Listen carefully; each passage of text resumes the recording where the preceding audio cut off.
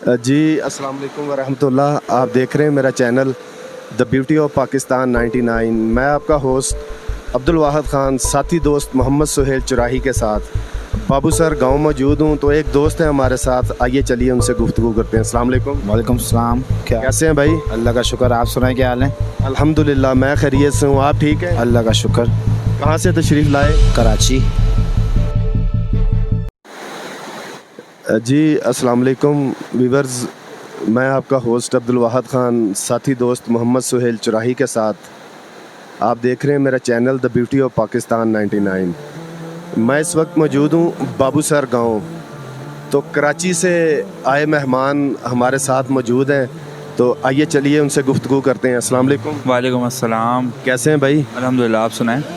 मैं भी खैरियत से हूँ। सफ़र कैसा रहा? अल्हम्दुलिल्लाह बहुत अच्छा, बहुत अच्छा। बाइक पे हैं? नहीं, गाड़ी में। अच्छा, गाड़ी में है।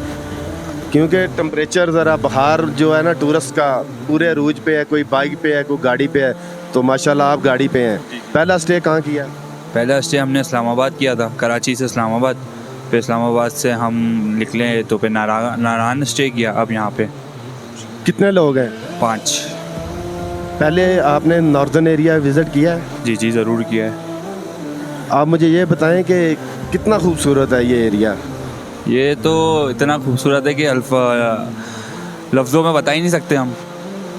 अल्लाह की कुदरत है, और इससे ज़्यादा खूबसूरत मुझे नहीं लगता कि कहीं भी हो।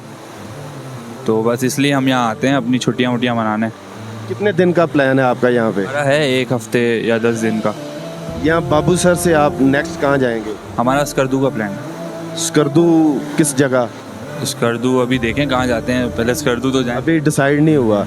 यहाँ से अब डायरेक्ट आपने स्कर्दू जाना है? नहीं, पहले गिलगित स्टॉप करेंगे हम, अच्छा। फिर वहाँ से रेस्ट करके स्कर्दू इंशाल्लाह। आप मुझे ये बताएं पाकिस्तान कितना खूबसूरत है?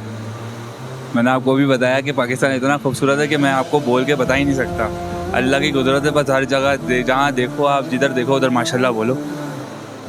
कराची से आप आए, इतना लंबा सफ़र किया, जब आपने नारायण क्रॉस किया, पीछे छोड़ दें, नारायण जब आपने क्रॉस किया तो आपकी फीलिंग क्या थी?